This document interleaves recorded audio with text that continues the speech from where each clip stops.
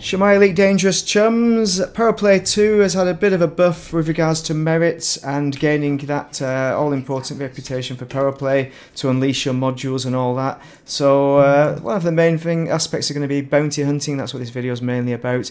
But just to show you some of the other merits, so your weekly stuff where you got 5 portions to do, it's been massively buffed, so 2,000 for delivering commodities, hacking the holoscreen, which is a bit of a nightmare relog to be honest, 2,400, and then, we've done the relog, what nice. Committing crimes in undermining systems, that gives us loads of money, credits, 4,800. Collecting bounties in reinforced systems, 3,200 merits, which is a massive one, and selling rare goods is 3,600, although as far as I'm aware rare goods isn't a thing to do at the moment for gaining merits outside of the weekly stuff until that gets switched on again, which will hopefully be soon. So what about collecting bounties? Let's look at that. Here we are in a high res, so we've got the assistance of the authorities and we're taking on an elite adder. Got 118 grand for that splash. Bear in mind, for scanning every ship you'll get 20 merits now. However, for destroying an elite adder, if we speed it up a little bit, you'll see I got 28 merits additional for killing that adder. It does get a bit better. We'll show you a slight better one, which is the Diamondback Explorer, elite level yet again. And as we destroy this wee minstrel, we'll find we'll get a little bit more on it. A little bit more than scanning it anyway. So, nearly 400 grand bounty. Speeding up a little bit here just to get to the bit where it tells us how many merits we've got. Here we go, look top right. 100 merits. Wow, amazing. What about an Imperial Clipper? Now, we're not going to look at that. Let's move along, shall we, to the next ship.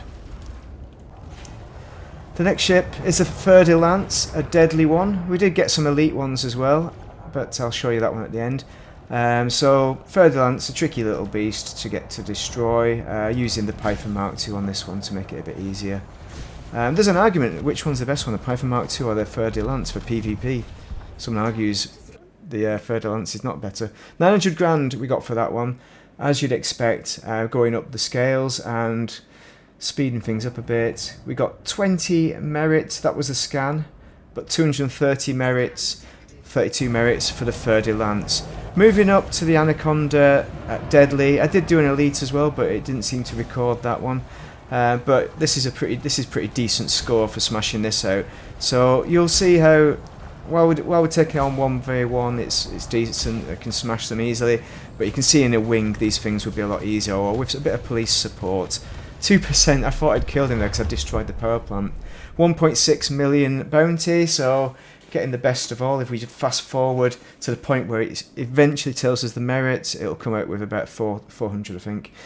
So 20 for the scan, 412 merits, so that's the very best. So that is how it goes. Now, when I was doing it, I spent a couple of hours doing it, and each time I was looking at, on average, 4,500 to 5,000 merits per hour, making it that's just in a high res, that is. Now, you would make more if you're in a combat zone, so a power play combat zone, but I couldn't find any of those available, unfortunately. And of course, if you wing up as well, things will always speed up, so you'll make much more merits per hour than this. But it's probably the best way, or at least one of the best ways of making merits per hour, doing the combat now. But does that mean Powerplay 2 is going to be worth it now? I'm really not sure. I think everyone's going to be different, but you've still got to base it on, does it entertain you, is it enjoyable? Don't do it for the grind. If it's a grind, I wouldn't really bother engaging. But if you just want to unlock modules, it's going to take a very long time to unlock all of them, but you just want the first unlock, that's reasonable. But if you want to get the maximum bonus, like for Pratnav Antal gives you 30% exobiology, you need about level 90, and what the hell is that? That's like, is that 700,000 or something? But for level 10% bonus, I think that's still about 100 odd grand, so that's a couple of hundred hours, isn't it? It's a long time.